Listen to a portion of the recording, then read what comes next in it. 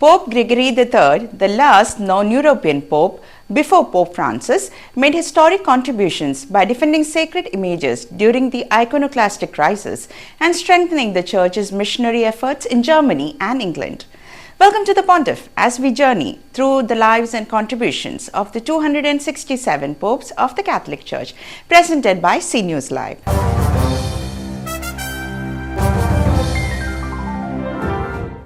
Before the late Pope Francis, the last pope elected to the See of Peter from outside Europe was Pope Gregory III. He holds another rare distinction. He was the last pope whose election received formal approval from a representative of the Byzantine Emperor, the Exarch of Ravenna. Pope Gregory III was born in Syria.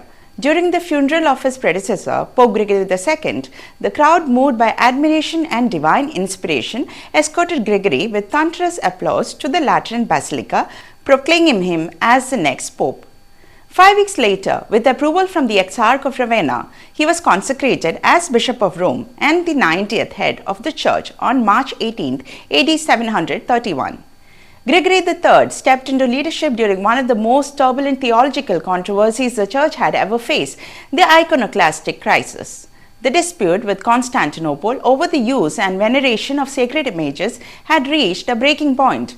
One of Gregory's first acts as Pope was to write to Emperor Leo III, urging him to abandon the destructive campaign of iconoclasm. But when the emperor remained silent, Gregory convened a synod in Rome which made a bold declaration. Iconoclasm was a heresy. Anyone who destroyed sacred images or icons would be excommunicated. To ensure the message reached the emperor, papal legates carried the synod's decrees eastward. But the journey wasn't smooth. The emperor's army intercepted them in Sicily and imprisoned them. Only one managed to get through, delivering the decrees into the hands of the emperor. Enraged, Leo III retaliated. He dispatched troops to Rome, but their ship was wrecked and the army was lost at sea. Undeterred, the emperor stuck closer to the heart of papal power, invading Sicily and Calabria, annexing territories that belonged to the Church. He even declared that Illyricum and Sicily would no longer be under the jurisdiction of Rome, but of the Patriarch of Constantinople. Gregory III still did not break ties with the emperor. He remained loyal, acknowledging Leo III as the rightful political ruler of the Roman Empire. And in AD 733, when the Lombards laid siege to Ravenna, capital of the Exarchate, the Pontiff came to their aid. Ravenna was thus saved. In gratitude, the emperor and his representative signed a truce with the Pope and gifted him 6 jewel pillars. These precious gifts were placed with honor in front of the tomb of Saint Peter.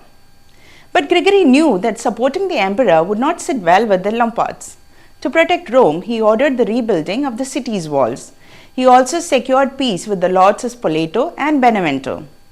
Anchored by the defenses, the Lombard kings seized Spoleto and prepared to march on to Rome.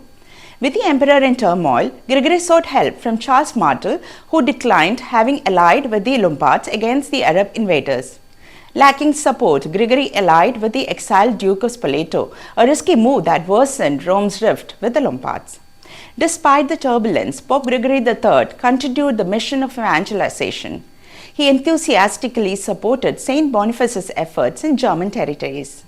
In AD 732, he appointed Boniface as metropolitan, giving him authority to establish new dioceses across Germany. Gregory also sent a papal legate to strengthen Rome's relationship with the Church of England, helping to accelerate its growth. Back in Rome, Gregory adorned churches with sacred art and promoted monastic life. He also developed plans to preserve Rome's cemeteries. At St. Peter's Basilica, he built an oratory dedicated to Jesus the Savior and the Blessed Virgin Mary, where relics of the saints were placed with reverence and care. Pope Gregory III passed away on November 28, AD 741. His mortal remains were laid to rest in the very oratory he had built beside the tomb of the Apostle Peter. Please subscribe to our channel and like our videos. Join us next time to learn about the next Pontiff. Until then, this is Soni Manoj signing off for CNewsLive.